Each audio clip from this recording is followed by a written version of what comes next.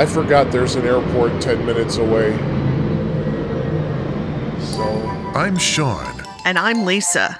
We're a married couple, and we like to talk about The Beach Boys.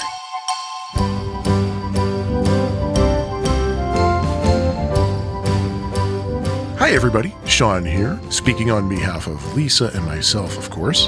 What we were originally thinking of doing for the official first episode, episode 1, was some kind of review of the Feel Flows box set. There's just one eensy little problem, though.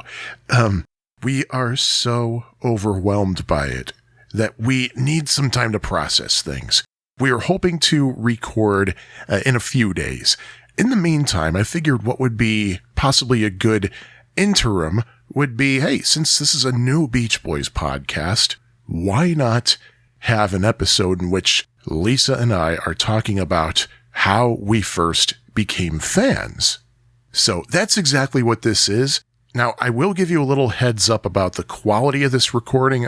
As you might remember, our introductory episode, we recorded literally on the beach in San Diego when we were on vacation in April of this year. By the way, those of you listening in the distant future, that's April of 2021.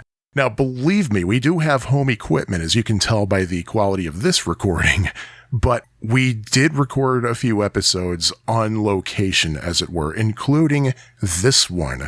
This was recorded at an inn in New Buffalo, Michigan, when we were away for an extended weekend back in August of 2020. And in fact, this was actually recorded for a different podcast, but I decided to cannibalize it and use it for this instead. Something else I wanted to bring up, I just wanted to direct your attention to our official website, tunex.fab4it.com, and Fab4it is spelled F-A-B and then the number 4 and then I-T. In addition to show notes, including relevant videos, documentation, links to buy books, or whatever else you might have from episode to episode, there are also a couple of other features. One thing that is active right now is a This Date in Beach Boys History. When you go to our homepage, you'll see a little kind of teal-colored box with something that happened on this current day in history. Just giving you a fair warning, though, I haven't really entered much information right now, so there might not be anything depending on the day. One thing I did was I went on Wikipedia and went through the entire Beach Boys album discography and plugged in the album release dates, and I plugged in the Beach Boys birthdays and things like that. So it's very rudimentary right now, but I will be building it up as time goes on. Also, in the near future, there will be some resources, if you will. Those of you who've been in the Beach Boys online community for, say, 20 years or more might remember a document I had on an older iteration of my website called Candy Apple P. I know I have that somewhere on a hard drive in this house. If not, then I'm sure it's archived somewhere. I will get that up there. I'm also planning to have a list of all the different recording variations you find on different releases of songs, such as 3 or more different versions of Fun, Fun, Fun, 2 different versions of It's Okay, etc. So keep an eye on our space on tunex.fab4it.com, which, by the way, redirects to my old URL, banana-and-louis.org. I will shut up now and let you eavesdrop on our little conversation, answering the question, how and or when did you get to be a fan?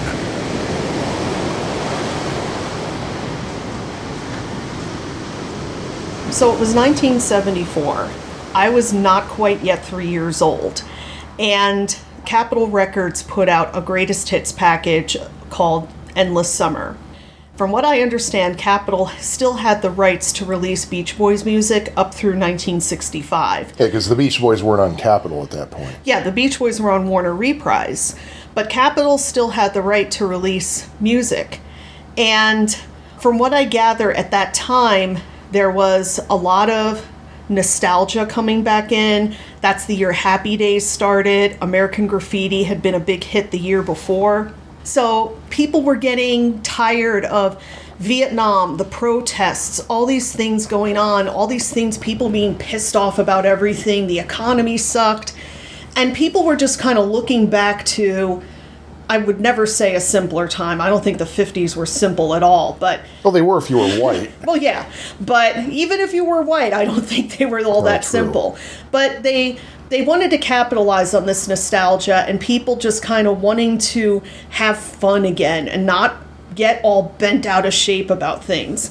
The bicentennial was on the horizon. There was just a move, I think, towards positivity and happiness. And a brilliant thing that Capitol did is around that time, it was a big deal to sell records on television. Like the year before, my father bought this box set of, it was all like the big hits of the late 1950s. It was a pink box set. If you've been to any record show or yard sale, you have seen this box set. It had all these hits from when my dad was in high school, and he loved that box set. So they were pitching this endless summer package on TV really hard, playing snippets of the songs and making it really easy to buy this on 2 LPs, 8-track, or maybe even cassette. I don't know if they were selling the cassette then. So my dad bought the 8-track probably for his car, because I don't think we had an 8-track player in the house yet. And he played the living daylights out of that thing. Beach Boys everywhere. My dad really loved at least the Beach Boys hits. Because when he came back from the Navy in 1964, he heard I Get Around and he heard I Want to Hold Your Hand. And I Get Around spoke to a former greaser like him. So like, you know, a song about cars and girls and it just played into everything my dad loved from when he was young.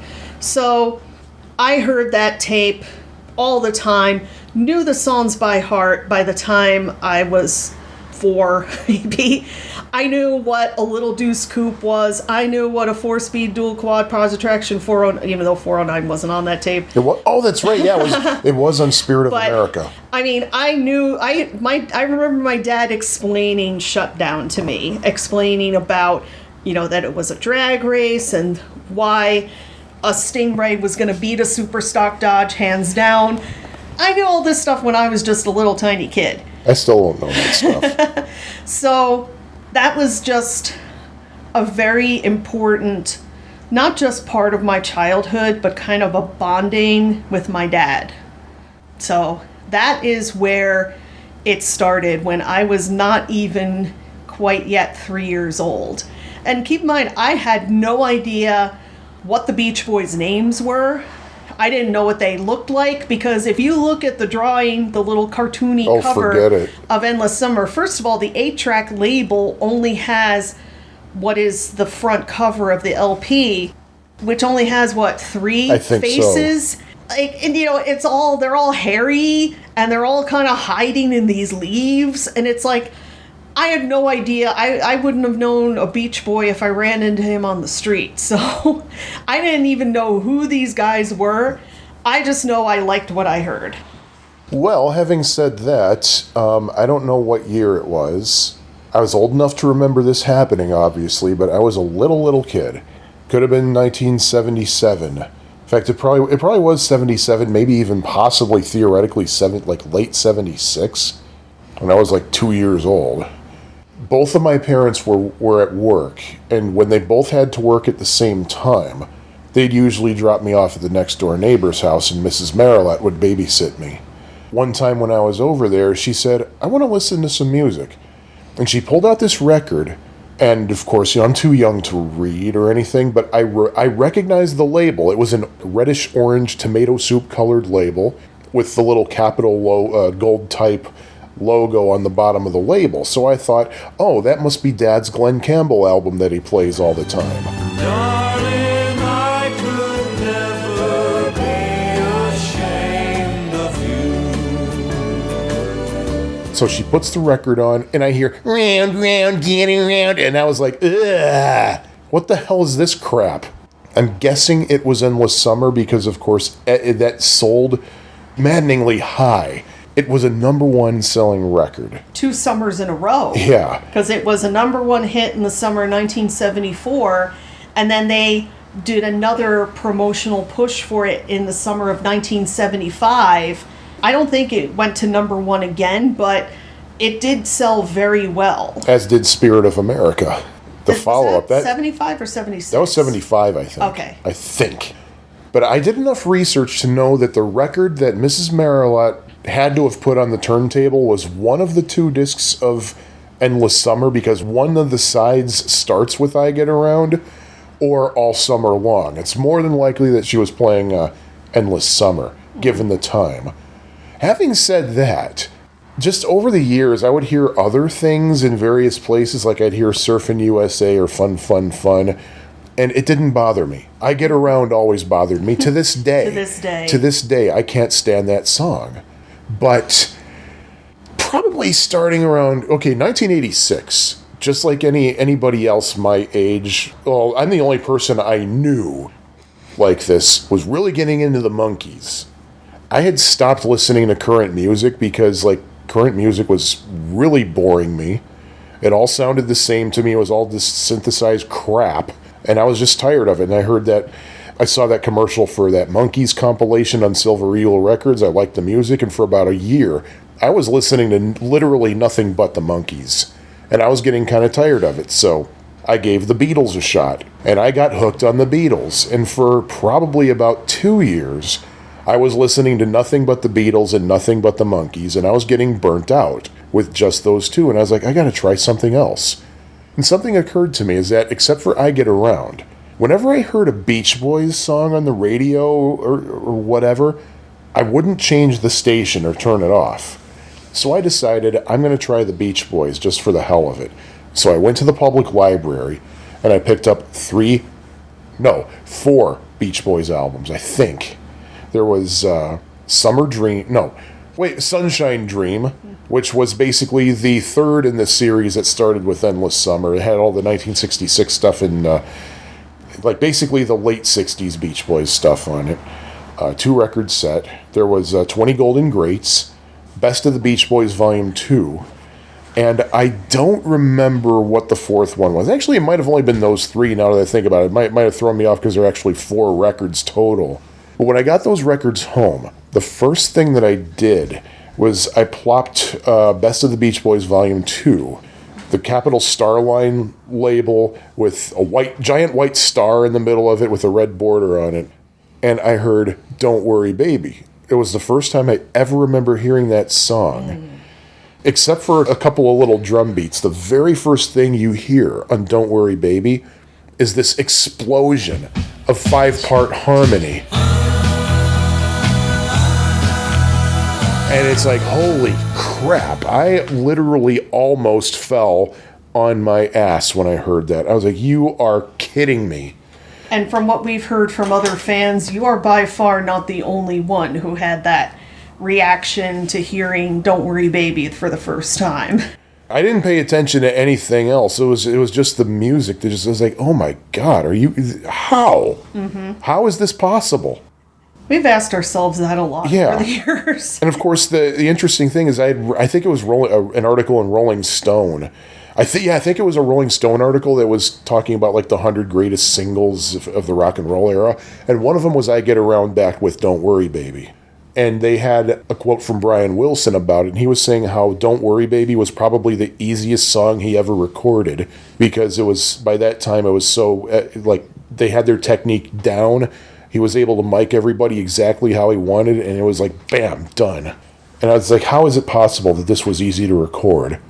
Well, kind of my knock on my ass moment came a couple years later after I totally became immersed in Endless Summer. Okay, so we're still talking like back in the 70s. Yeah. Well, not really the 70s. Through the 70s, listened to Endless Summer all the time because my dad, anytime we got another 8-track deck, like he wired a deck for my mother's car. You know, my dad was an engineer, so he could... Really? What railroad? Shut up. The Bell Labs Railroad. Jesus. So he could wire anything. So he had a stereo in his garage that he built. He put like really great stereo systems in his car, my mother's car, and we finally did get an 8-track deck in the house. So every deck had its own copy of Saturday Night Fever, Grease, Beach Boys' Endless Summer, and I think the American Graffiti soundtrack. Those were my dad's like go-to music things ever. Anytime we went up to Massachusetts, where my dad is from, to visit our relatives, that's a 6-hour trip one way, and it's an awful 6-hour trip. Yeah. We were listening to those tapes, and sometime, it was probably about I don't remember exactly. I kind of put it as 1982, because I think it was definitely around when I was in 5th grade. And my dad hands me a tape. I think he had, somebody at work was getting rid of a bunch of tapes. So my dad took them, because he's like, yeah, we still listen to 8-tracks. And there was a tape that my dad hands me. He says, I want you to understand that Good Vibrations is more than just the Sunkissed jingle. Because around 1980, Sunkissed Orange Soda, it either had just come out or it was a product that they were just doing a big promotion for. I don't remember. But I do remember the commercial. I remember it where too. they reworked the words to Good Vibrations to make it about, Sunkissed Orange Soda taste sensation. Here's a clip. Bubbly orange jubilation, sun-kissed orange soda taste sensation. Sun-kissed is giving out good vibration. Bubbly orange jubilation, sun-kissed is giving out. So I'm like, okay, I don't remember if I had ever heard the song Good Vibrations. I really don't know. Oh, I definitely heard it by then. I mean, most of my Beach Boys knowledge came from the Endless Summer tape. And at the time, most of the radio that we listened to was WKTU, Disco 92, lovely. out of New York City, where Jay Thomas, who went on to be an actor on several shows, and it was also the guy who always threw the football at the Christmas tree with David Letterman every year. And he just passed away not too long ago, a couple years ago. But Jay Thomas was the lead morning DJ on that station. So we always listened to that. My parents listened to a lot of top 40 radio, current radio. So I wasn't really exposed to like oldies radio. So Yeah. I wasn't hearing other Beach Boys songs on the radio. Maybe I heard it in other places. I don't know. So I take the tape. First song on there is Good Vibrations. Okay. Second song was Girl Don't Tell Me, which I already knew from Endless Summer. Ah, Then it clicks to the second channel, Heroes and Villains. ooh, Okay? that is some serious stuff right there. Then followed by Darlin'. Ooh, Okay. I was like, this is a weird playlist so far, but it's an very interesting selection. Click to channel 3. 409, which I hadn't heard before, but, since it's in such the same vein as Shutdown and Little Deuce Yeah. Coupe, it was still very familiar. And I didn't know at the time that 409 really predated a lot of those other car songs that I was familiar with. Then, The Little Girl I Once Knew, followed by She Knows Me Too Well. But of course, because people did stupid things with 8-track tapes back then, She Knows Me Too Well was split between Channel 3 and Channel 4. So during the little instrumental bridge, it actually faded out, click to Channel 4, and then it comes back in. I do not understand why they did that on 8-tracks. Because I'm sure I mentioned this to you before, but one time I actually recorded stuff to an 8-track. You know what happens when the channel changes? It just goes keeps- click. it just- the music does not. There's maybe a tiny like Well, yeah, microsecond of like fade out for a second, but there's no reason to fade it out. It's The just a only little thing, the channel changer is just a little metal piece Yeah. on the tape, and it's like the size of like a pencil eraser. So it's not like the tape doesn't disappear or anything. But anyway, It would have played right through, but no. no. Record they companies fade- had to do that. I didn't stupid hear thing. that song uninterrupted until 1993. Oh my goodness. So anyway, She Knows Me Too Well comes fading back in. And fortunately, at least it was during the instrumental part, so, you know, the amazing vocals on it weren't toyed with. And then the next song, God Only Knows. Which was probably kind of my Don't Worry Baby moment. I mean, 10 years old, I still remember listening to that on yet another 8-track player that we had down in our family room, sitting on this like kind of psychedelic-y 70s red and black carpet. I mean, that song, I just thought to myself, this is the greatest song ever, and I'm never going to hear anything better than it.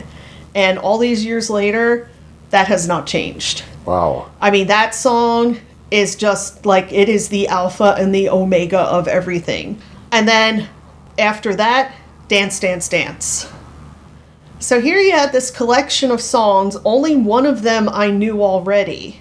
I mean, I'm surprised I did not wear that tape into disintegration. I played that tape so much over the next, I don't know how many years. I mean, that music tore the top off my head at 10 years old. And I mean, the awful thing about it is, I couldn't talk to anybody about it.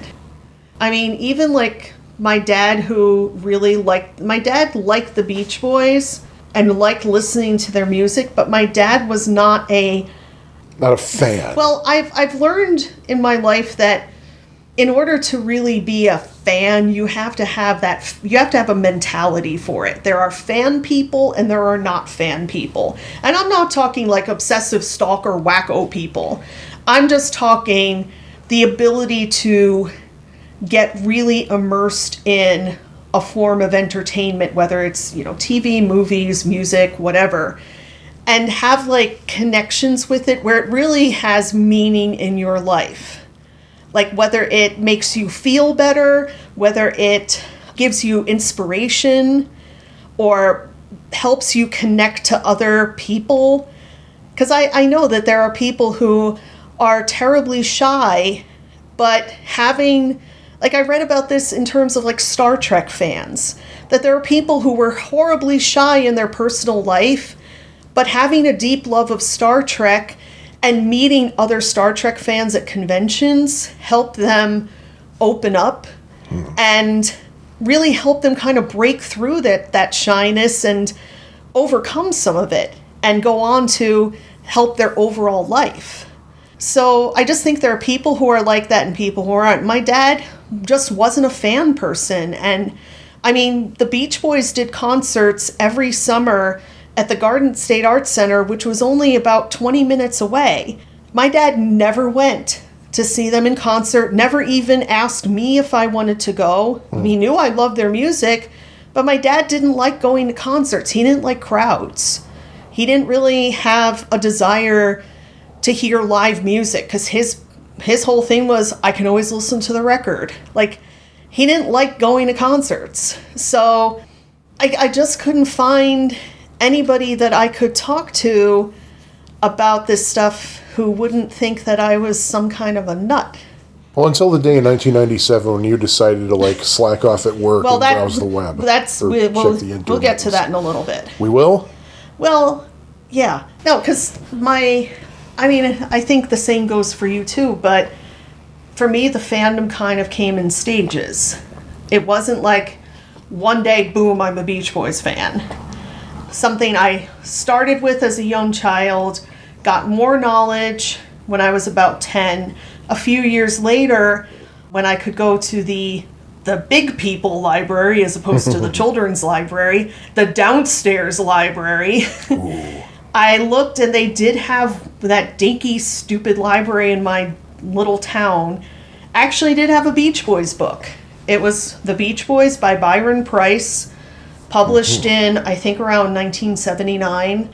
And kind of a slim book, but it was mostly about the music. And it had a lot of the song lyrics in it. And again, it only went up to a certain point. It didn't have everything to know about the Beach Boys. Yeah. And granted, I mean, at the time that I'm talking about, the Beach Boys were still putting out current music. Yep. Nobody bought it, but they still were putting out current music. But there was a lot of great stuff in that book. A lot of stories talking about songs that I hadn't heard of, but it was interesting to read about them. Now, you know the really cool thing in that book, right? Do I? The stained glass interpretation of the vibrations. Oh, where basically it's like a different... It's kind of like each color represents a note or something? Well, yeah, there's different panels in the glass, like the size of the glass and the colors represented notes and chords and measures. And I read that book. I memorized that book. I checked it out all the time. Probably had it out more than anybody in the history of that little library ever. And then a couple of years later, there was a new book. Now, keep in mind, I didn't know about other Beach Boys. There were other Beach Boys books. I just didn't know about them, especially because my little dinky stupid library did not do interlibrary loan, which I know you're horrified about to this day because you know how valuable that is. I wonder if they really did. They just didn't publicize it. I just think they didn't care. Like, they were too lazy to go get books from other places. So I didn't even know about other Beach Boys books that were out there that were pretty decent, at least for the time. There's really great Beach Boys books now. But this book came out in 1986. And I got it, I think, either as a birthday or Christmas present that year. And it's called Heroes and Villains yes. by Stephen Gaines.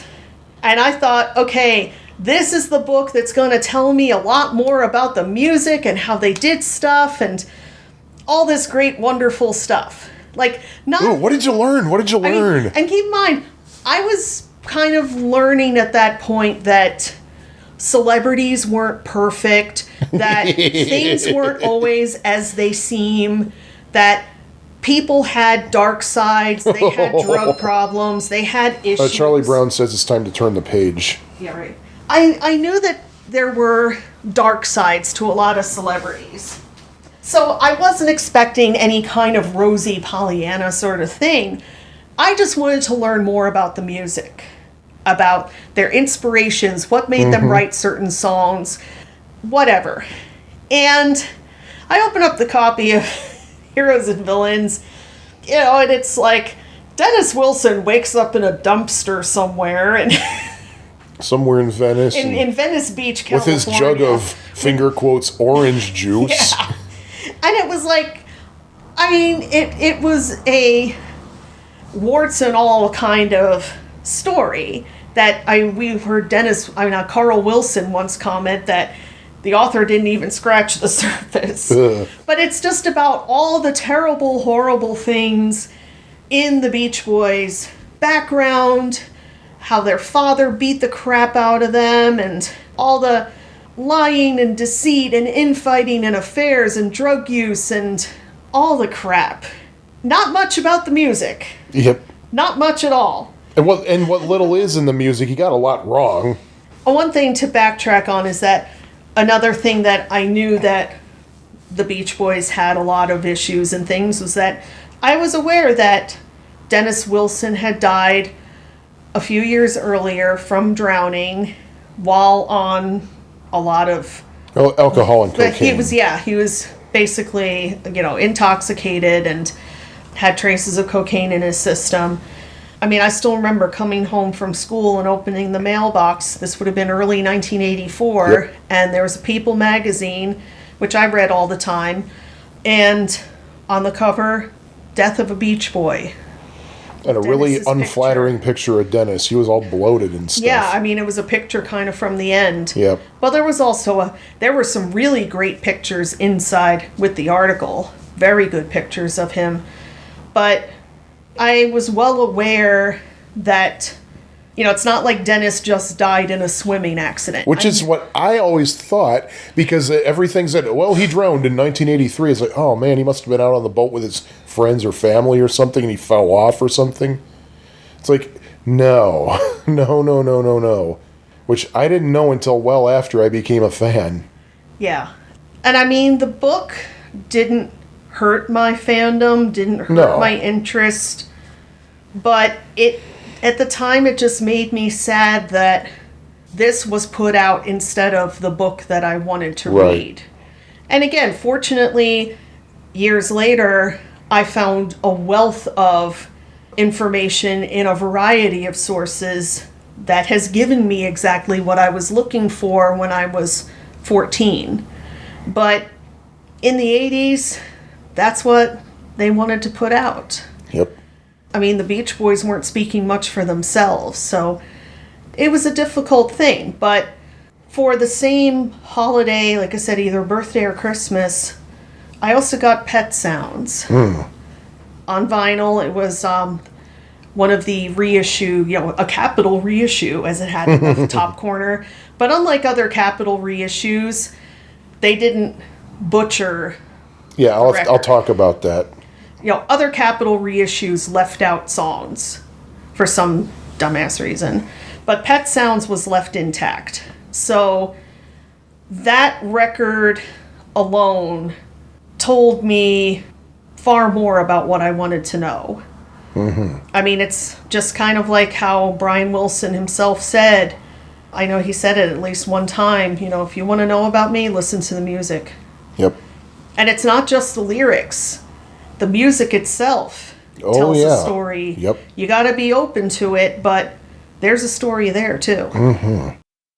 Well, I've talked a lot. What was the question again? Well, we're talking about how Beach Boys fandom kind of comes in phases to people. Well, okay, yeah, that's exactly what happened to me too, because when I was really getting into the Beach Boys at first, it was around probably 1989, 1990. Of course, my biggest source for listening to music was the public library. I'd go and I'd get records and tapes from the library. It was either that or WCKG, which didn't really play the Beach Boys hardly at all. Hardly ever. They played the Beach Boys. They played everybody else from that time, though. But what I can remember is just after hearing Don't Worry, Baby, and just listening to those 3 or 4 albums I checked out from the library, I just got really into it. And the thing is, that wasn't the first time something like that had happened. I'd always been a deep diver. Like when Thriller came out, and I was a big Michael Jackson fan back in the early 80s. I wanted to hear more Michael Jackson. I wanted to hear Off the Wall, so I got a copy of Off the Wall. And when I learned that the Jackson 5, that little kid in the Jackson 5 was Michael Jackson as a kid, I was like, oh my God, I want to hear the Jackson 5. And I was the only one like that. Everybody else who loved Michael Jackson, they're like, why are you asking me about the Jackson 5? That's old. It's Michael Jackson. How can you not want to hear it? And people just didn't get that I wanted to do a deep dive. But if I hear something I like, I'm doing a freaking deep dive. And that's exactly what happened with the Beach Boys. I went to the library, and the library had a lot of their original albums on cassette on Capitol Records with the disclaimer that there were some songs left off. So I would hear these albums incomplete. Like, for example, the Surfin' USA album, their second album, 2 of the instrumentals were chopped off. So for a long time, I would listen to Surfin' USA without Surf Jammin' Stoked, until I found that one of the libraries had an original pressing of Surfin' USA that had those 2. Rainbow label? Which brings me to this. Oh no, don't get into that thing. No, I have to. Oh God. I have to, and I swear this is not Mandela effect, because I actually said out loud when I saw this, didn't they use the rainbow label ever? Because I knew that Capitol Records singles in the 60s were orange and yellow with kind of a little swirl, almost a spirally kind of design. And when I got that vinyl copy of Surfin' USA through Interlibrary Loan, I swear to God, it had that exact same yellow and orange swirl design that the singles had. And I thought, oh, this is odd. I thought for sure it would have the black label with the rainbow edge on it and the Capitol logo on top, which is what I was used to seeing on the Beatles albums that I checked out. And that's what was on the mono copy of Surfin' USA that I got through Interlibrary Loan. That exact same label was also on one of the 2 copies of the Beach Boys Christmas album in stereo that the Joliet Library had. But I cannot find anybody else who will agree to me that that label variation existed on an album. It may have seriously been just an anomaly. Andrew freaking Doe. disagrees it with could me. have been literally a one-time or maybe just an error in Could have pressing. been. Or could have been like something like, well, we ran out, so here we'll use these templates here. exactly. It happens. It happens in the world. So It does. anyway, the cool thing about, if there is a cool thing about those Beach Boys albums, that you could fit 3 of them on a 90-minute cassette. So I would dub them to 90-minute cassettes. And the thing about that is not every Beach Boys album was butchered like that. Like Beach Boys Concert, Beach Boys Party, Pet Sounds, as you said, and the Christmas album were all fully intact. There was nothing missing. And the 2 songs they lopped off of the 3rd album, Surfer Girl, you could get off of the Little Deuce Coupe album. So you could put together a fully constructed Surfer Girl album. Yeah. But then again, Little Deuce Coupe was incomplete still because those missing 2 songs weren't anywhere. But yeah, I would just get any of those incomplete Beach Boys albums, and I'll tell you why they chopped them off. It was simply because of money, and as a result, those albums were dirt freaking cheap. I never actually bought them because I didn't want them if they weren't. I didn't want to own them if they weren't complete. And some of them were renamed, like Summer Days and Summer Nights was renamed California Girls. Shutdown Volume 2 was renamed Fun Fun Fun. But yeah, I was listening to those. I was just grabbing those from the library, making copies. Anything that they didn't have on cassette. I would go for cassette first because I didn't have a good turntable. So I wanted a good sounding copy. And anything that I couldn't get on cassette, I would get on vinyl. See if I could fill in the gaps, fill in the missing pieces. Till I amassed about 95% of the music they recorded for Capitol Records between 1963 and 1969. I hadn't yet found a copy of Surf. Oh wait, yes, I did find Surf and Safari, and that's one that I totally agree with how they lopped it off because it doesn't have Cuckoo Clock, which is a terrible, terrible, awful Yes, song. that song should be buried in a deep Yeah, hole. and it was Brian Wilson's first lead vocal too, except unless you count Luau I for that don't- one line he I just sang. don't get it. But yeah, and I was going to the library getting that stuff. And 1990, Christmas Eve, after not just dropping hints and everything, but telling my parents, I want a freaking CD player. I want a CD player because for one reason, the Beach Boys albums were out on CD now, and not only were they fully intact, but there were 2 albums on one CD with extra tracks too. I can only get those. Well, I didn't know they were going to put them out on cassette too, but they were only out on CD for a while. And my dad was all, why do you want to get CDs for? You're going to break yourself just buying those things. They're so expensive. Oh, Jesus. But Christmas Eve 1990, a Sharp CD player under the tree for me. And I don't want to say 3 CDs because technically there were 4 discs among them, but there were 3 albums on CD in the box with them. The Beatles' White Album, Paul McCartney Tripping Live Fantastic Highlights, which was just 1 disc of highlights plus one that wasn't on the album, 1 song that wasn't on the original album, and of course Pet Sounds. And I listened to Pet Sounds that night, Christmas Eve night. It was the first time I truly listened to it. I did listen to it once before, thanks to an interlibrary loan, and I didn't really like it. But Christmas Eve, when I listened to Pet Sounds in the dark with headphones, 7 years before Brian Wilson released a statement saying that that's how you're supposed to listen to it, by the way, I got it right. Ha ha ha. Well, I did too, because Yeah. on that same night, about 800 miles away, I was also listening to a copy of Pet Sounds on CD that I had gotten for Christmas. The CD player was not a Christmas gift. That was actually a present for my high school graduation that previous June. Yeah. It was actually a CD cassette boombox that might still exist somewhere. I don't know if my mother still has it, but yeah, it was a AM/FM radio, cassette, and CD player. And I wanted the boombox because I liked being able to, take it around, and also I wanted to take it to college with me. So I got Pet Sounds and I believe the Beach Boys Christmas album on CD that Christmas. But previously, when I had acquired the CD player, that's when I started buying CDs. I did already have one CD before that player. That was the Monkees' Missing Links Volume 2, which was the first Monkees record that I could not get the vinyl. Oh, they didn't release on vinyl. It didn't even come out on vinyl. It was only on cassette and CD. Yeah. And I hated factory cassettes. Hated. Very rarely did I buy a factory cassette because, like you just said, why buy one cassette when you could get records and put 3 albums on one 90-minute tape? You know, it's a lot easier to carry around with you. So I preferred getting the records too, because if you bought a factory cassette, inevitably your tape player would chew up the tape. Oh, yeah.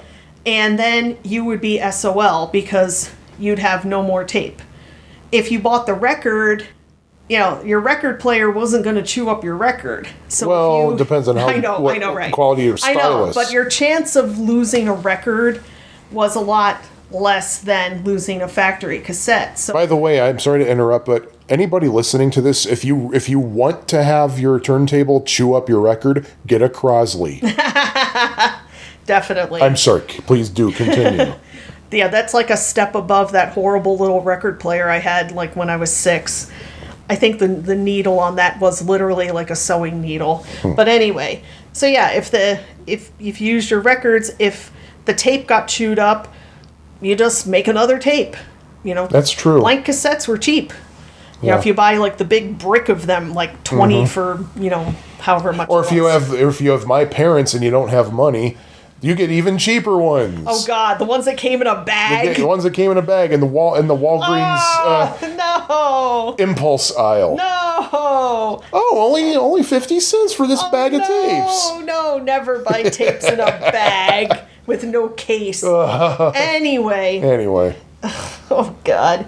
Anyway, when I got the CD player, one of the first CDs I got was the day of my graduation party, and I called up my friend Susan Shelton, who lived right by the mall, and I said, "Hey, on your way over, could you stop in to the record store in the mall and get me the Beach Boys' Endless Summer on CD, and I'll pay you back."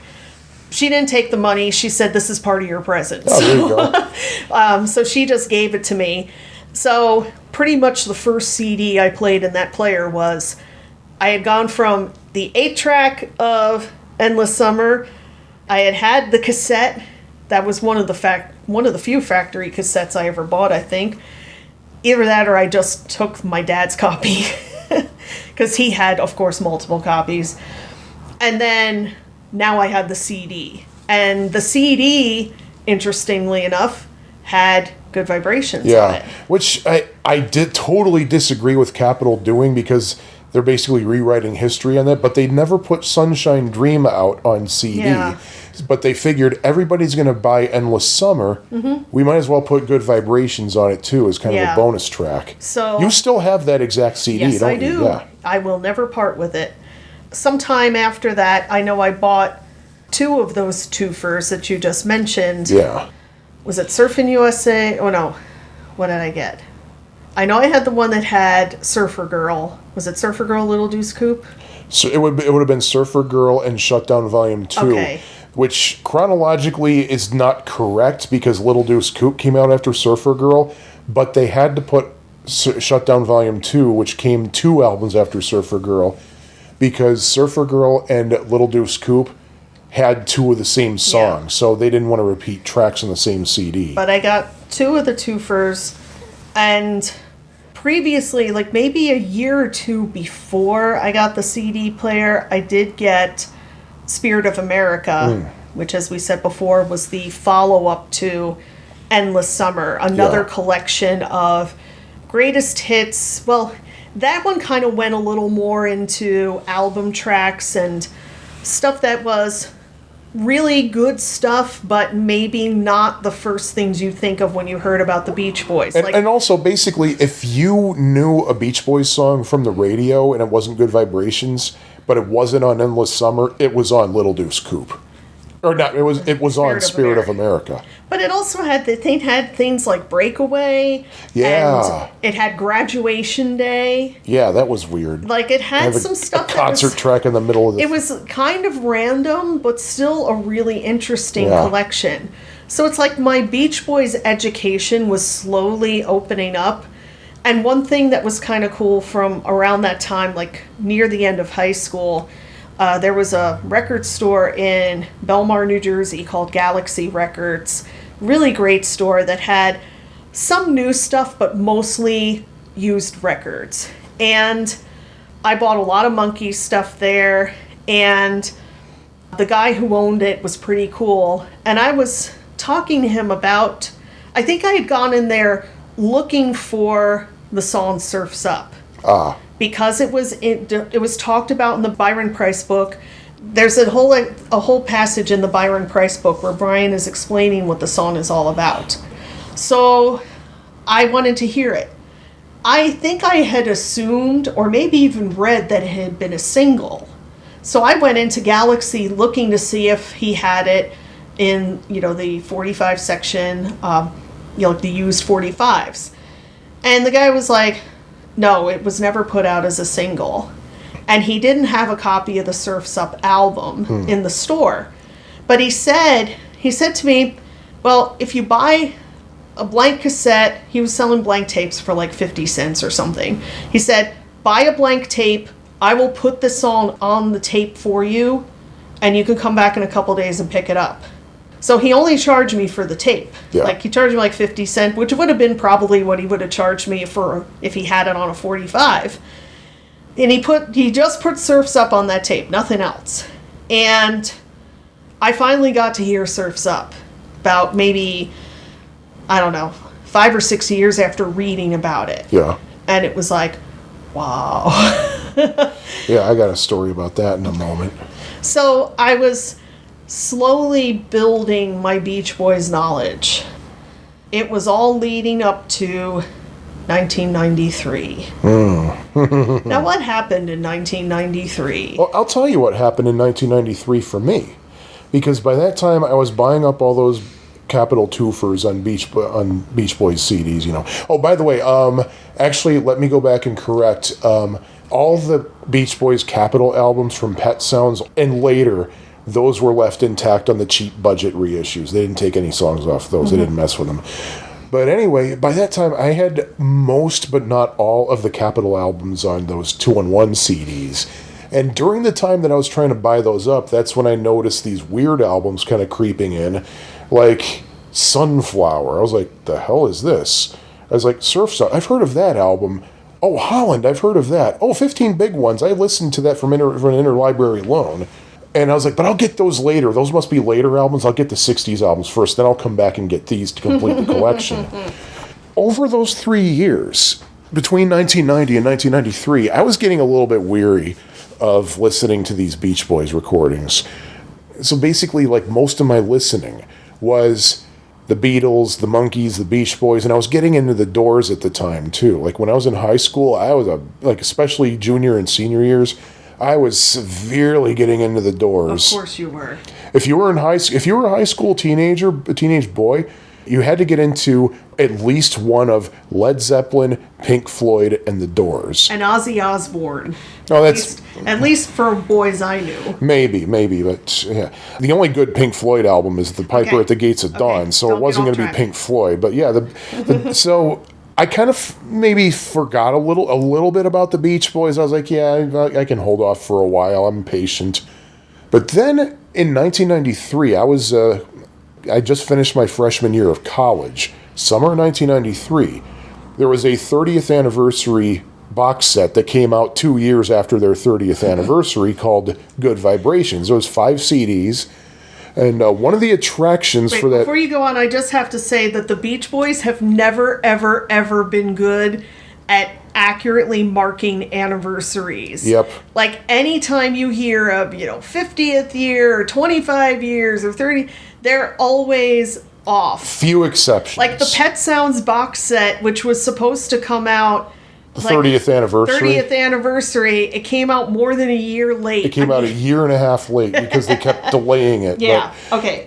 Anyway, Good Vibrations. And one of the big attractions for that was finally there was going to be some music from the mythical, unfinished, unreleased Smile album, which I had heard a little bit about, but it wasn't enough for me to say, yeah, I got to get that box. I was like, yeah, whatever. Maybe, I don't know. Until my brother was listening to Steve and Gary. That is Steve Dahl and Gary Meyer. And they're big Beach Boys fans. They were listening to the box set during their show, during their talk show on was it WLUP? Yeah, it was WLUP. They were listening to some bits of it, and I remember they were reading the Smile titles, and they saw, like, Do You Like Worms? Love to Say Dada, and they were cracking up over the names of those songs. Yeah. Like, oh my God, we got to hear this one. Put this one on. This. And it turns out, of course, it was nothing like they thought it was going to be. But then they're just kind of jumping around and commenting on a few of the tracks, and they played this God Only Knows tracking session with, you can hear like Brian Wilson producing, he's directing the musicians and everything. And then after a few takes, you hear this alternate version of God Only Knows. For years, I thought it was a take with Brian Wilson singing it instead of Carl, but it turns out it really is Carl just singing in kind of a different way. And then when it gets to the round at the end, the instruments drop out, and it's like multi-part a cappella. I had the same reaction that I did when I first heard Don't Worry Baby. And Steve Dahl himself, he was like, oh my God, why didn't the Beach Boys just release it like this? Mm-hmm. And I was like, I need to get this box set just for this. I don't care about anything else that's on this box set. I just want that. It's worth whatever they're asking. Now, it just so happened that my brother had gotten married on Memorial Day weekend, that right before the summer. And as my thank you gift for being his best man, there was a $50 mall gift certificate. So I took that $50 mall gift certificate and went to Music Land, a Sam Goody-owned store, and I bought the Good Vibrations set. And because like there were like two or three different versions of God Only Knows on it, so I was like skipping around looking for that. It's like, oh my God, I got to hear it. There it is, yes. Mm-hmm. Now, your story about Surf's Up, I had heard Surf's Up before, like once or twice. I actually heard it on the radio, believe it or not. Once as part of like there was a radio show where they were doing a special Beach Boys focus, so I heard a lot of Holland stuff, actually. Speaking of Holland, in the Chicago area when I was growing up, I heard Sail on Sailor a lot. And I just didn't know it was the Beach Boys. Because even when I found out it was the Beach Boys, I didn't believe it because that didn't sound anything like a Beach Boys singing lead. I didn't know about Blondie Chaplin, but I was saying, oh, cool. Well, yeah, Surf's Up is on here. I want to listen to Surf's Up. I haven't heard that in a while. It's a cool song. So I put in disc 3, which contained like late 60s and very early 70s Beach Boys stuff. And I listened to Surf's Up. I was like, oh my God, this really is a killer tune. And I was just doing stuff on my computer, my beloved Amiga 600. Mm-hmm. And I was too lazy to get up and change the disc or stop it, so I just let it play through to the next track, Till I Die. Oh.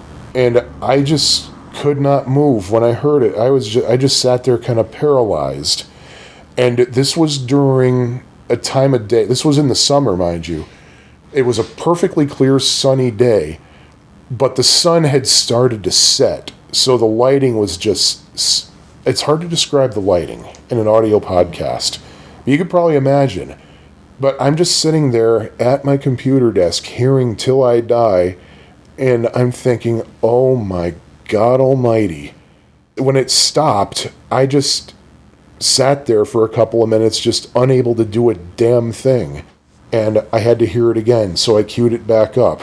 And I sat on the floor with my back up against the dresser, just hearing that thing. And I think I listened to it about 5 times in a row and thinking, this is the most amazing piece of music ever written. But the thing is, he was able to put those feelings of despair and loneliness and helplessness into a piece of music. And Marilyn Wilson was just still, all those years later, still just beside herself that Brian had the ability to do that. That's such a rare gift of artistic ability for somebody to be able to do, to just be able to capture perfectly how they are feeling and for all we know, the fact that Brian could do that may have saved him from actually planning to take his own life. That it may have, the fact is he was able to get those feelings out in a song. That may have been enough therapy for him to help him through that patch. Yeah. But and of course, what blew my mind was many years later realizing that he was 27 when he wrote that. oh boy, Yeah. Yeah. could have been in the 27 club. Yep. But I mean, we've seen so many times in Brian's life and in his story that he's been saved for a reason. Yeah. I bought the box set in 1993 as well, but I came upon it a little bit differently than you. Because first of all, I already knew about some of the Smile music thanks to another thing that moved my story along back in the 80s was the documentary Beach Boys, an American Band. Oh, man. That was on HBO or Showtime about every 5 minutes back in around 1984, 85. Yeah. And it's a very well done documentary that compiled material from a lot of different sources. And the people who made the documentary had a lot of access to material from the Beach Boys vaults and film archives and things like that, including Smile material. Yep. Because there was Fire.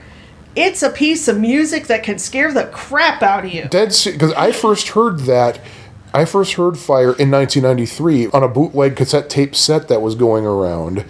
A very famous one to people who were big fans back then. That was the reason I got that tape set, because the Good Vibrations box set didn't have Fire on it, because Brian Wilson didn't want the world to hear it. He's like, no. Also, the story had been for a long time that Brian had burned the tape because, as the urban legend has it, that Brian was taking a lot of LSD in 1966. Which I don't think there's any urban legend about that. I think that's urban truth. No. That wasn't the urban legend part. It was true that he was taking a lot of LSD, which, as has been written about in a lot of places, LSD in the first couple times that you take LSD and in controlled doses can actually really be a tremendous aid to creativity. And under proper supervision. We have the song California Girls thanks to lysergic acid. That's very true. So it really was a great thing for Brian, at least initially, because it really pushed along his creativity. But I think in conjunction with his existing mental illness that was not diagnosed or treated yet, I think it started to kind of feed into paranoia and other things that were going on in his head. Oh, yeah. And from what we've heard, there was, at the time that they recorded this piece of music, there was a string of suspicious fires in Los Angeles, including a building right by their recording studio that burned down. And Brian thought that his music gave off bad vibes. So he intended to destroy the tape. Now, obviously, the tape was not destroyed. Because all the tapes still exist. And I've heard from people that it's really hard to burn magnetic tape. Yeah. Like, you need an accelerant or something. I don't think you can just hold a match to it and it's going to burn. And I've heard from people who actually did some research on this who said there's no records of any suspicious fires happening back then. So, because this would have been like November of 1966. Exactly. So, we don't know if Brian thought he burned the tape and never did, if he tried to burn it, if he had a dream about burning it. Or if he was just lying just to get people off his back. Because Brian definitely has done that over the years. But obviously the tape still existed because in Beach Boys American Band, there is a portion of that music. Yeah, the whole thing is in Well, there. yeah, pretty much. It's a short piece. Yeah.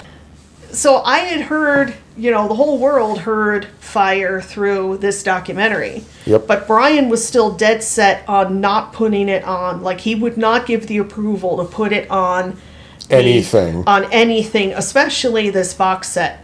Okay, fine. I didn't know about any of this. I went into the record store in the mall where I worked at, because I was in college at the time, and I worked at a clothing store. And I think I may have gone in, I don't know if it was Musicland or Sam Goody or FYE or any of those goofy mall record stores. But they had this box set right at the front of the store, and I'm like, oh my God, I hadn't heard about it. I didn't know anything about it. And I look at the back of the box set, and it had like every song that I ever could have wanted. It had all of the songs that were on that crappy little Pickwick Good Vibrations 8-track, including She Knows Me Too Well, uninterrupted. Yeah. So I was like, basically, took the box up to the register, opened my wallet and said, take my money. And again, it took me to another level of fandom because it opened me up to songs that I had never heard before. Oh, I yeah. didn't really know of anything that the Beach Boys did, except for Surf's Up, which is from 1971. I didn't know of any Beach Boys stuff after, like, 1969. So that opened up whole new worlds to me. Yeah. Yeah, like disc 3 of the Good Vibrations box set, that was my go-to disc. That was the one I played over and over and over. There was just so much, and I made many mixtapes to play in the car, putting all different stuff together, putting that Good Vibrations list on nice, high-quality sound on a good tape, and I mean, it was just wonderful. Yeah. Yeah, it was wonderful, like seeing all these songs, and it's like, okay, these songs are from Sunflower. Oh my God, I gotta get that. I'm gonna go back to the store and get that Sunflower CD I saw. And Oh, how did that work for you? I'll tell you how that worked for me. Nobody had it. Nobody had any of those 70s albums on CD that were apparently they were released by Caribou Records at the time, by the way. For like 5 seconds. It's like, wait, what? Wait, they were all over before. And I found out they were only in print for a very short time. Like literally 5 seconds. Probably only 5 seconds. I was like, oh, you're kidding. So let me get this straight. The Beach Boys just put out a box set that has samples, songs from all of their albums from 1970 to 1985, but you can't get those actual albums anywhere. No. Is that right? Yeah, I guess that's right. The Beach Boys have never ever been good at synergy. Ever. Yeah, seriously. Because, and not only that, but so I figured, well, okay, at least I can go back and finish the collection of those Capital 2 first CDs. Oh, by the way, the very first one I got was Surfer Girl and Shutdown Volume 2. The reason I wanted to hear In My Room in German, which I saw was one of the bonus tracks. Is it Dans Allein? Well, it's listed as In My Room German version, but technically it's Ganz Allein, yeah. which means all alone, Yeah. by the way. Yes. And it was really hearing the album tracks on all that. I mean, like, wow, I really need to get all these CDs. But yeah, and it was just maddening because you couldn't get these out. I wanted to hear all of Sunflower. I wanted to hear all of Holland. I was able to get a vinyl copy of Holland, but I wanted it on CD. I was very familiar with 15 Big Ones, so I wasn't in a huge hurry to get that. But not only that, but right around when I'd finally completed my collection of all the Capital 2-on-1 CDs, the Beach Boys yanked those out of production too, so you couldn't get those anymore. And like I said before, Well, there was one place where you could get them. The Record Club. Yeah. My boyfriend, this is a couple years later, we're talking like maybe 1996, 95-ish. I was dating a guy who was a tuba player and a music major in college. Like an education major, undergrad, performance major in grad school. So he was deeply immersed in a lot of 20th century music, a lot of repertoire for low brass. So he bought CDs. Like if he had a spare dime, he put it towards a CD. And fortunately, classical CDs are pretty cheap compared to others. Oh, yeah, yeah. So it was very easy for him to acquire CDs. It helps that the material is public domain. And at that time, Columbia House was still around, still pretty active. And Columbia House, even though the little fold-outs that you'd get in TV Guide or whatever that listed, like, you can get these hits from Rush and AC/DC and, Bruce Springsteen and all this stuff. They didn't really put it in the ads, but they had tons of classical music. So Jim would keep registering for Columbia House memberships using, like, his brother's name, his aunt's name. So he was always getting, like, the 20 CDs for 1 penny and all that. Mm-hmm. So, and he would say to me, he's like, if you want something, let me know. Like, I mean, he wasn't going to let me use all of his stuff, but he'd give me 1 or 2 of his slots for his 20 CDs for a penny. And I took a look, and sure enough, they had several of the twofers, including ones that I didn't have yet. So I was able to get them through, and they were the same as the ones that were in the store. I think they just had, like, a little thing on it about, like, Columbia Special Markets or something like that. And I also found at a CD store that was on the Upper West Side in Manhattan, I think it was on Amsterdam Avenue, they had some twofers that I think were from, like, they were British releases. Same content as the American ones, just the back cover was a little bit different. Yeah. But it was the same content. So I was able to track down some twofers even though they weren't in print any longer. And one thing I gotta say too about buying music in the 90s, like in the early to mid 90s, that was kind of a low period, I think, for buying music. And I don't know if this was your experience, but it was pretty hard to find anything used. And a lot of stuff that was older or off the beaten path either wasn't available on CD or nobody carried it. And you didn't have the internet yet, so it wasn't like you could look stuff up and find things that were harder to find and go into a record store and say, hey, this exists, can you order it for me? Like, I think music during that time, it was very limited and very corporate. And I just found it to be it was a really hard time. Like, you had to really find a store like Jackson, Red Bank, New Jersey, where they would go off the beaten path for you. Yep. And they would track down stuff, and they liked to carry in their stores things that were harder to find. That's where I got Wonderman's second album, which was only released in Japan. Yeah. So it's kind of funny when you think about what was to come on the horizon, that when the internet plus iTunes, I mean, these record store people who thought they had a grip on everybody, they were in for a rude awakening. It was a maddening time because, going back to what I was saying, like, you had the Capitol 2 for CDs, which had 2 complete albums plus bonus tracks. And a lovely booklet. And extensive liner notes. It had the exception was Stack of Tracks, which the original 1969 release of Stack of Tracks, it had chord charts, lyrics and things, so you could play along and learn how to play the songs. They didn't include that in the twofer because they wrote, we figured it was too small to reproduce, so we left that out. But 1994 happens, and those twofers are gone now and replaced with 1 album per CD, no bonus tracks, no liner notes. The exception being Stack of Tracks, which they actually did include the stuff they didn't include before. But that's it. But that was... so you couldn't get the original twofers for a while. You couldn't get the albums between 1970 and 1985.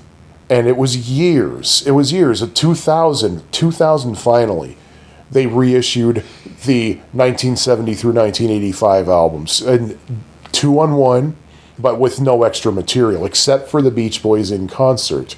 There's a little bit of more in-between song chatter on that one, which I think was really cool. Because there are certain things you hear in context. Like the original In Concert album from 1973, you hear these like random guitar notes in the beginning of Funky Pretty. On the 2000 reissue, you hear more of that, and you hear what the context was. Somebody was tuning the guitar. So that's what that was. Like, oh! But so then we finally were able to get, we're able to get all the stuff from Sunflower 1970 to their self-titled 1985 album. And the following year, Capitol put out those 2 for CDs again. Remastered, although the one that I tried one of the remastered ones and it sounded like total garbage. So I was like, I'm not getting the rest. Going back to the mid-90s, and this is, I think, kind of the final stage probably for both of us in terms of coming up to real crazy hardcore fandom and kind of finding all the things you wanted to find. I disagree, but finish your thought. Why do you disagree? Because the box set, the Good Vibrations box set, was the one that cemented it for me. But there's one more step, and that was the Usenet groups, the internet. You know, which we both came onto in different ways at different times. I mean, I came onto Usenet in 1995. I was working for AT&T as a technical writer, and at the time, my computer had a browser, internet browser. It had Netscape. Remember Netscape? And I had like an actual browser where I could go to, HTTP, www, blah, blah, blah. But that was still kind of a new thing for us and for our work. Even like using Microsoft Word for documentation was still pretty new. A lot of our work was still in the telnet world, where you connect directly with other systems, other computers through IP addresses. Like a lot of our documentation was still done through Unix and the VI editor, which was developed by Bell Labs. So where it's like you are just looking at characters on a screen and you almost have to be able to picture in your head what the text is going to look like on a page, because you're not going to know until you actually print it out. It was a great program because it did exactly what you wanted it to do, but you had to have a lot of imagination in order to know what it was going to look like. So something I had found out about was that through a Telnet session, I could go to something called news groups, Usenet news groups, which were just text on a screen, but it was groups that were all different titles, different addresses to get there. And, just discussion, like you could just type a post to a group and everybody could read it and they could reply to you and you could reply to them and whatever. I had first heard about it I think I was reading an article in Entertainment Weekly and it mentioned that there was a group called Alt TV Seinfeld. Now, being somebody from the New York area, I was crazy about Seinfeld. So it's like, I could go to this group and we could all talk about Seinfeld. And there was also a group for the show ER, which had just started and I totally loved. So I started looking into these groups and started noodling around finding other groups for interests that I had. Like I found out about Rec Music Beatles, which was... It was a great news group for a while. But then it became a horrible place because everybody fought constantly. It was like you picture a room just full of broken furniture and like dirty words scrawled on walls. Oh, it was awful. You, Merrick. But I don't even know who Merrick was, but everybody hated him. Yep. And then I found Rec Music Artists Beach Boys and Alt Music Beach Boys. Yep. And I am not going into why there were two groups. We're not going down that rabbit hole today.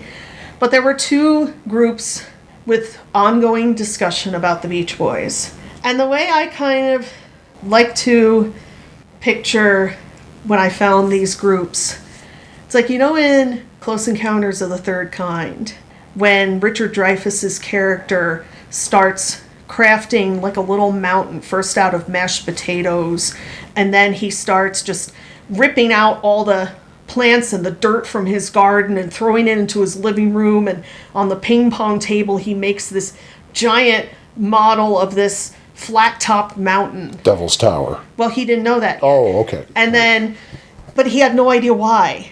And then he runs into Jillian, he was Roy Neary, runs into Jillian, whose little boy got taken away by the UFO, and she had been making drawings and paintings of the exact same structure, and she didn't know why. They leave together and head out west, and they find that it's a real thing. It's Devil's Tower. It's a national monument. it's this weird flat top mountain. And it was where they were going to have the aliens. They had set up a place to welcome the aliens and have them land there. And they go there, and there's all these other people who were drawn to the same place. And it was like, oh my God, I'm not crazy. It's not just me. There are other people who understand. And that's what it was like, finding these groups that had people from all over the world, all different walks of life, all different ages, all talking about this music that had been a part of me since I was 2.5 years old. And just think about this. At the time, here I am from Joliet, Illinois. There you are from the Jersey Shore. And now one of those people from those groups is now literally our neighbor in the same freaking neighborhood in Chicago. A guy we knew from the group, he lives like 2 blocks away from us. We walk past his house almost every day. Yeah, we just saw him the other night. That's right. We were walking the dog. He was driving home.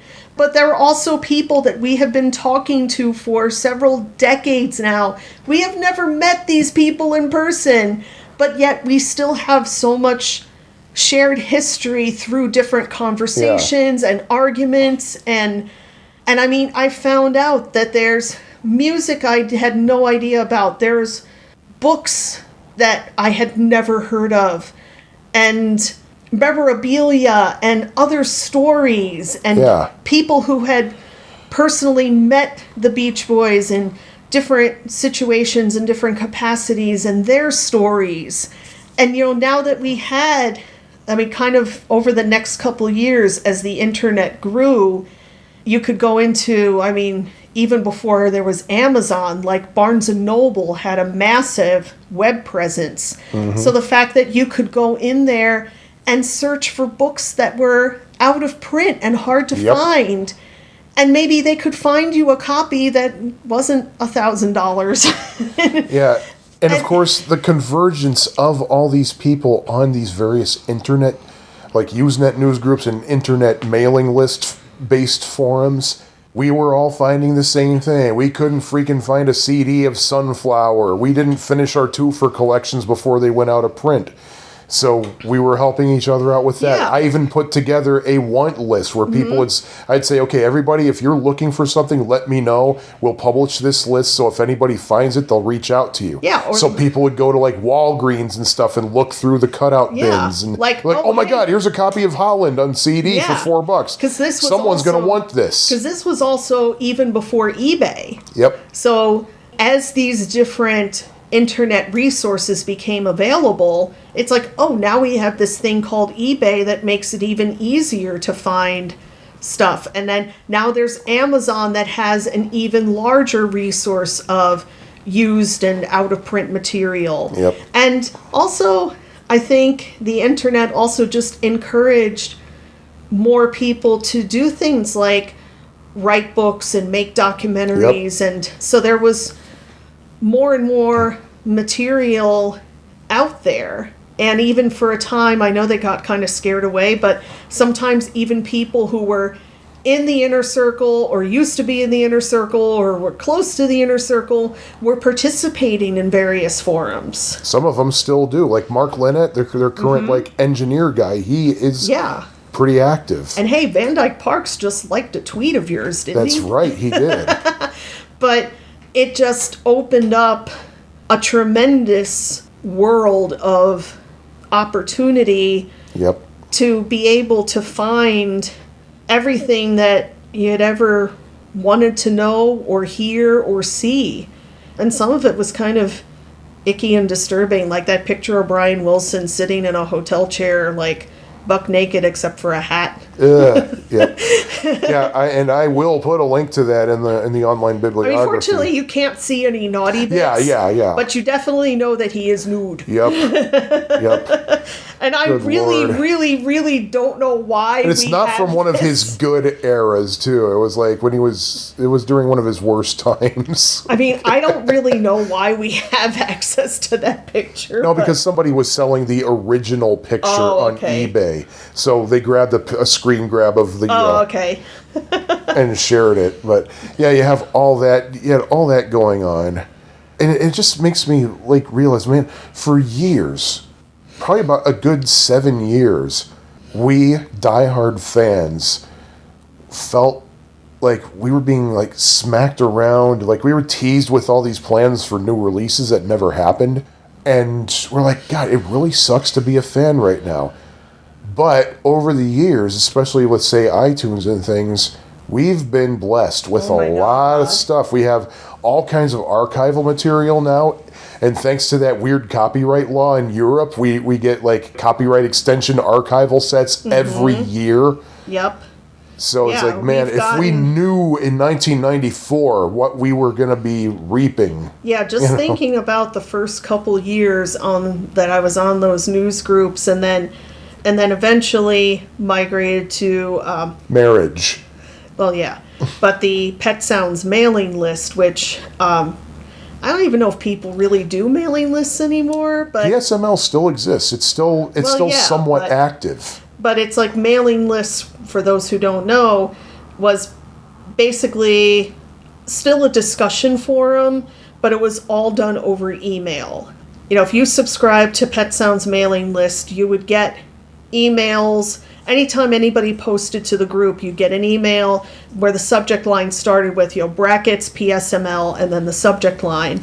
And you would reply to it just like you would reply to an email. And either to that person directly or to the entire group. And if you didn't want your mailbox choked up with tons of emails, you could also get what was called the digest, where every so many days you would get one email that had all the posts in it from the past X number of days. And of course, people who didn't know how to use like proper netiquette, they'd reply to it and leave the entire digest quoted in the email without trimming anything. But it's freaking maddening. But those first couple of years when we all talked about the things that we wanted, we've gotten almost everything that we talked about. We got Brian Wilson touring as a solo artist. He finished Smile. He's put out several other albums of original material. He did an album of George Gershwin covers that was done by the request of the Gershwin estate. Mm-hmm. He did an album of Disney covers. It's a damn shame that thing came out a week before the Beach Boys Smile Sessions box set came out, because it got buried. It got buried, but I'll tell you, it's got some of his best vocals on that Disney album. I never put a lot of stock in the Recording Academy, and I never really cared much about people winning Grammys, but I know from things I heard over the years that it was important to Brian, and he's won several Grammys, and it was all for... Several? Well, okay, he won for Smile, for his Smile album, he won one for himself for... Best Instrumental. For Mrs. O'Leary's Cow. Which was the new name for the Fire music that he was freaked out by. Yeah, because he could register it under his own name. It's not even...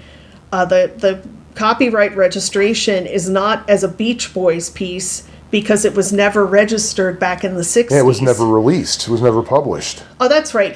For the other Grammy for Smile, he was nominated but didn't win. He was nominated for best. I think he got 3 nominations. One was for album of the year, which he lost to Genius Loves Company, which was the Dead Guy Sympathy Award. Johnny Cash. No, Ray Charles. Oh, okay. Because Ray Charles had just died, so we have to award it to him. And there was also it also lost Best Engineered, which I'll tell you, I see nothing wrong with that, because there is an engineering mistake at the very beginning of the album. But the fact is, Brian won a Grammy that's all his own, and just seeing that picture, the press photo of him holding it up next to his face, it's like, man, this is something he always wanted, and you gotta love that. Yep. But then the Smile box won, I think, Best Archival. It won some kind of Grammy.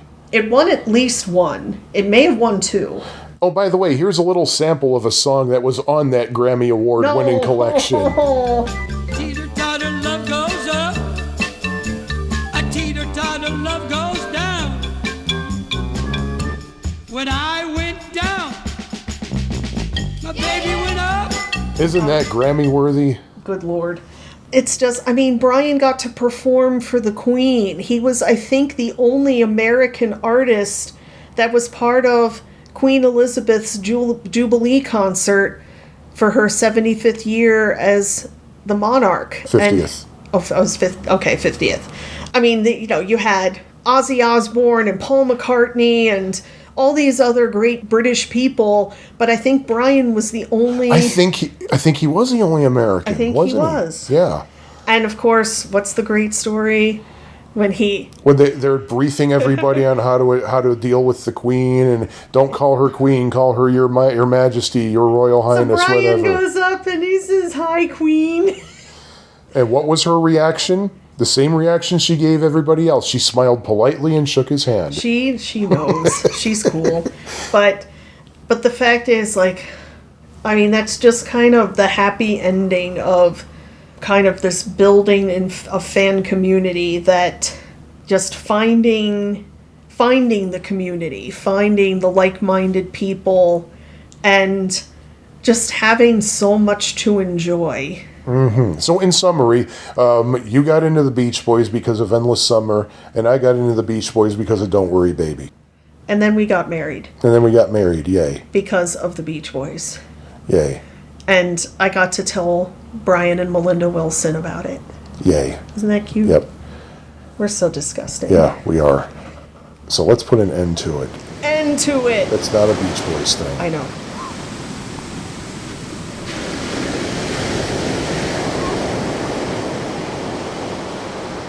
Well, there you have it. How Lisa and I became fans, when we became fans, and how we kind of evolved in that, I don't want to say journey, because everybody says journey, and it's all touchy-feely and everything. Screw it. Journey. There. And before we start getting emails and notes on Facebook and things, yes, I know, Surf's Up was released as a single with Don't Go Near the Water as the B-side. Also, there was kind of an implication of the Good Vibrations box set, which came out in August of '93, was a belated 30th anniversary box. Well, I know, I have heard since that apparently that box set was put out as a 30th anniversary marker for Surfin' USA, which still doesn't really make sense because Surfin' USA was released in March 1963. It peaked at number 3 in May. So they were still late if you're going by that logic. So there. But anyway, thank you all for listening, and you'll be hearing from us again pretty soon, I think. Thank you for listening to the Tune X podcast. Please leave us a review at Apple Podcasts or iTunes. You can hear us on Apple Podcasts, Stitcher, Amazon, Google Podcasts, and just about every other provider out there. If TuneX isn't on your favorite provider, please let us know. You can email us at tunexpodcast@gmail.com. Our website, which includes the show notes, is tunex.fab4it.com. Fab4it is spelled FAB, then the number 4, then IT. Feel free to connect with us on social media. TuneX is on Facebook, and we're also on Instagram and Twitter, both under the handle of TuneX Podcast. Our opening and closing theme, Melody 10, was written and performed by Scattered Frog. All other music and sounds used in this episode remain the properties of their respective copyright holders and are used for the purposes of commentary and review. No infringement is intended. We'll see you next time, friends. Until then, don't back down from that wave.